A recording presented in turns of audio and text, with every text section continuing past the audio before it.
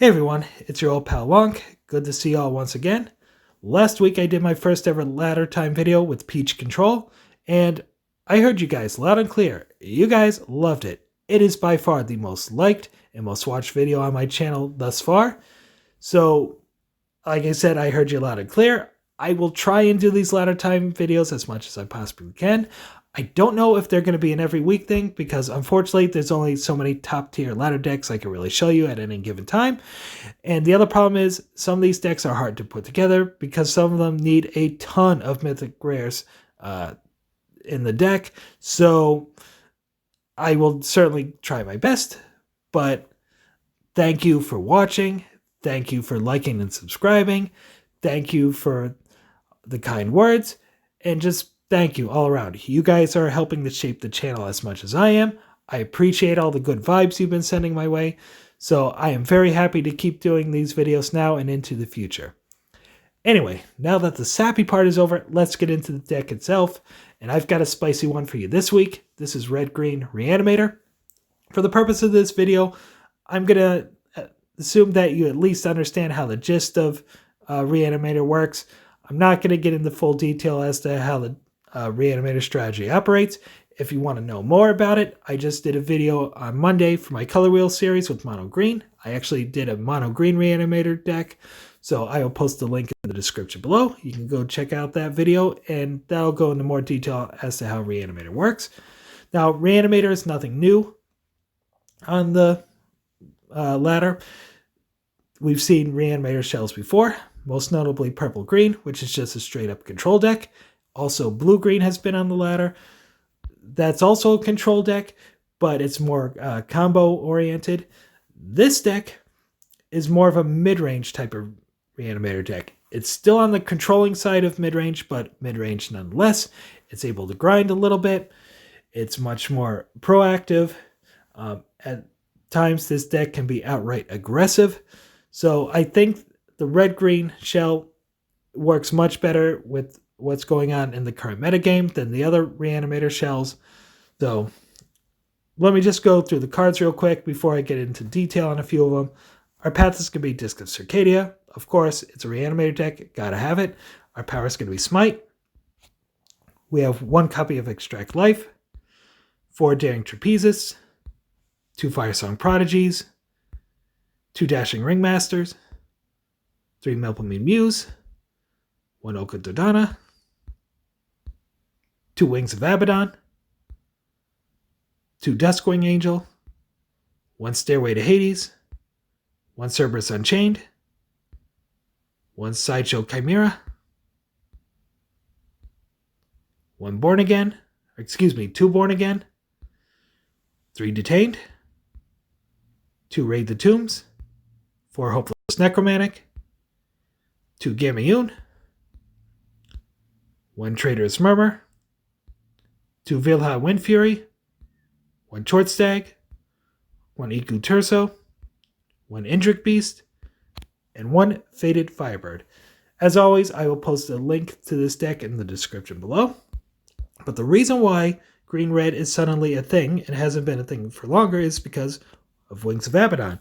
If you remember, before the latest patch hit, Wings of Abaddon had Overrun. It also cost 2 mana to activate its ability, so you couldn't play it out on turn 4 and activate its ability at the same time. Now it no longer has the Overrun, but it's now free to play out its ability. So turn 3, you can play your Hopeless Necromantic. Turn 4, you play the Wings of Abaddon, activate its ability, sacrifice the Necromantic to the Wings. You've got your big beast on the board, and your Wings of Abaddon now has Immortal and can do whatever it wants. You can crash it in your opponent's face or into an opponent's minion. It just doesn't care at that point. So it's a big splashy play you can make on turn 4, but more importantly, it allows us to more consistently and more reliably get our big minion onto the board by turn 4, which is exactly what Reanimator wants to do. Another important card in here is this one, Dashing Ringmaster. Our 2 red Reanimator targets with Sideshow Chimera and Cerberus Unchained. Both are able to do 9 points of damage to the opponent, but both of them actually have under 3 power. So you can play this one out on turn 4. Then sacrifice your Necromantic put 9 power onto the board, and just go to town on the opponent, do a ton of damage really quickly. Another big splashy play you can make, and this deck is very capable of doing that on a consistent basis. Then on the green side, nothing too surprising. Top of the mana curve is the usual suspects, the Chort Stag, the Guturso, and the Intric Beast, all of which have Overrun. Also great Reanimator targets if we get it onto the battlefield very early. Oftentimes it just runs over our opponent's minions and takes out our opponent very quickly. And other than that, the rest of the cards, there's nothing too surprising in here. But it is interesting to note, if you look at my mana curve in the bottom right, I have no 1 mana minions or spells. I know it looks like there's one, but that's actually the Extract Life, which technically doesn't have a mana cost. This is an intentional choice on my part. I recently saw Jeff Hoogland run a version of Red-Green Reanimator where he does the same thing. And to me, not running Grinning Kolobok or Strigoi Pup, it just feels absolutely right. The problem with running a 1 mana minion is if you play it out on turn 1, there's always a chance your opponent could play an Ignition or Racer in Shadow or somehow destroy it.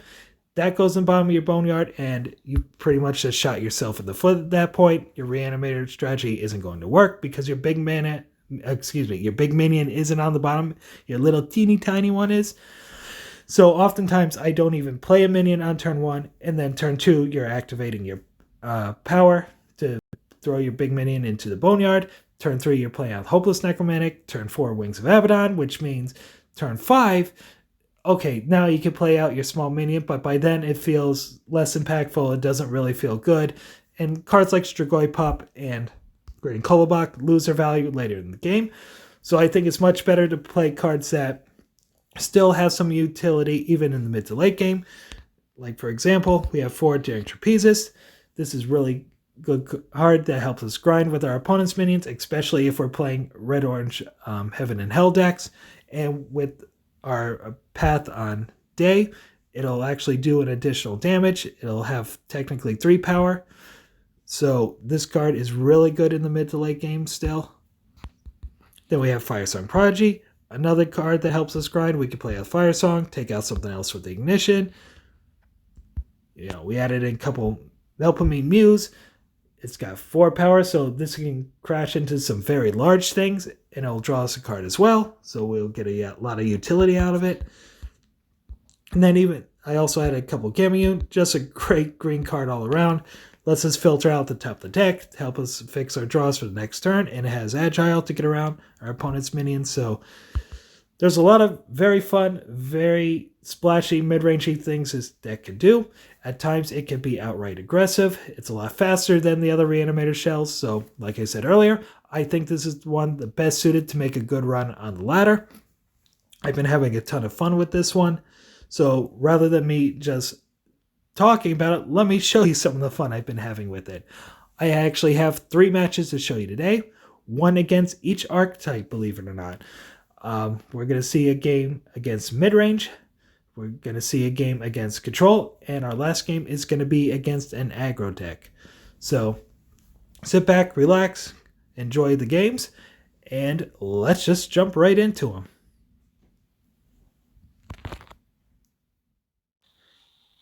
Okay, first game is going to be against Catharsis, playing what else but red-orange midrange, otherwise known as Heaven and Hell.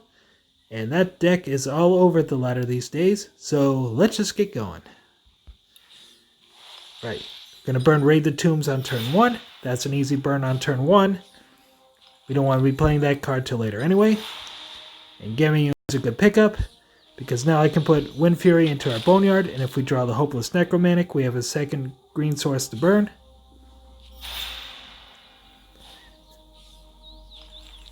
And interesting, the opponent burned the Recruiter there, because they don't play anything out on turn 2 otherwise. But there's Melopene Muse.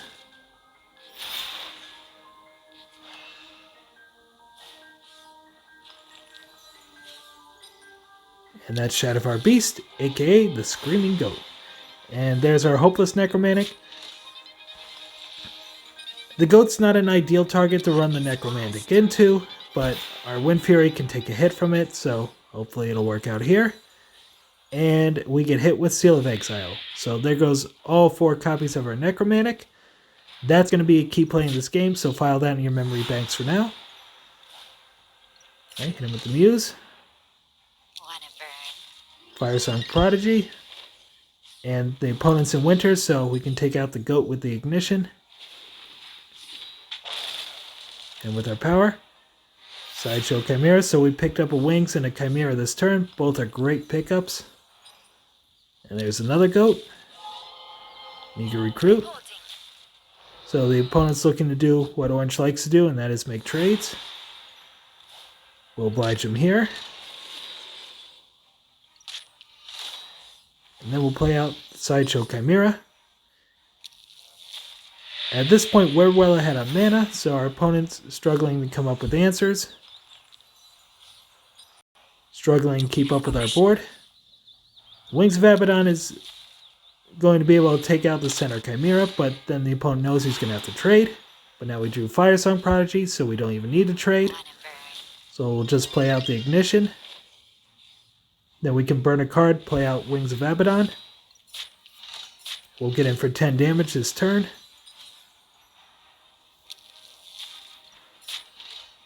So our opponent is facing lethal. And our opponent is going to scoop. Now granted, that was not the fastest hand I've ever seen from the Heaven and Hell decks. They're capable of some very explosive starts. But what really set the opponent back was that Seal of Exile. That's always a dangerous card to play early on, because as you saw there, they played the Seal of Exile on our Hopeless Necromantic. They went down a mana and went down 1 gem, and then we were basically just able to outclass them on the board the rest of the way. Between our Firesong Prodigies, our Sideshow Chimera, our Wings of Abaddon, they just didn't have any good answers for what we were doing on the board. They weren't able to grind and make the trades that they wanted to, like Heaven and Hell decks tend to want to do.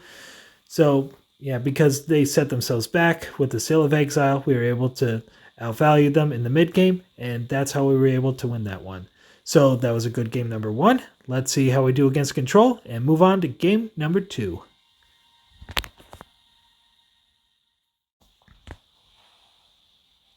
Okay, in game number 2, our opponent is going to be Sandman, playing Orange-Purple Peach Control. You guys know I love me some Peach, so I'm curious to see how this plays out. Let's get going. And the obvious play here is going to be to put the Short Stag into our Boneyard. That's a card that, if they don't have an answer for it right away, it can quickly run over our opponent. Unfortunately, we do have the Hopeless Necromantic in hand right away. Right, that's a Raid the Tombs. Like I said last game, that's an easy card to burn early on. We don't want that till later anyway. Right, Short Stag's in the Boneyard, so the Reanimator plan is coming together very nicely. Do we have a mission?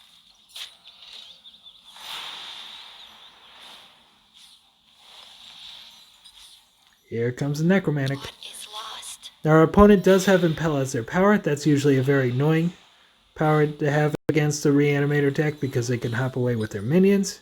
But fortunately they put their Recruit in the corner, so has nowhere to go. A Serendipity Efreet, that's going to be a heavy hitter. Now my plan here was to trade with the token, so I had something to bring back with the Short Stag. But of course I forgot that the Short Stag can bring back the Necromantic itself, which is what I chose to do, so bit of an oops on my part. And that's the Seal of Exile. So, Short Stag taken out, but once again, the opponent has set themselves behind in mana. We'll see if we can take advantage of that again. Is lost. And with our power, we have the Born Again, so that can go in the Boneyard, and then come right back. So we basically didn't have to discard anything to turn over today. Take a hit from the Efreet. At this point, I'm just going to hit him with the Hopeless Necromantic. We have pretty good life total here. I'm not too worried about dying just yet, so we'll stay aggressive. There's the Sideshow Chimera, so that's 9 power they have to deal with. Right, Razor and Shadow. So as usual, they're going to take out the center Chimera to weaken the other ones. Another hit from the Efreet. So let's hop over with the Hopeless Necromantic, play out the Wind Fury. Now my plan is to attack next to the Shadowvar Beast to take it out with the Blast. But Shadowvar is going to trade. Here comes Sign of Pride. And of course, Pride of Place is going to go on to the Wind Fury.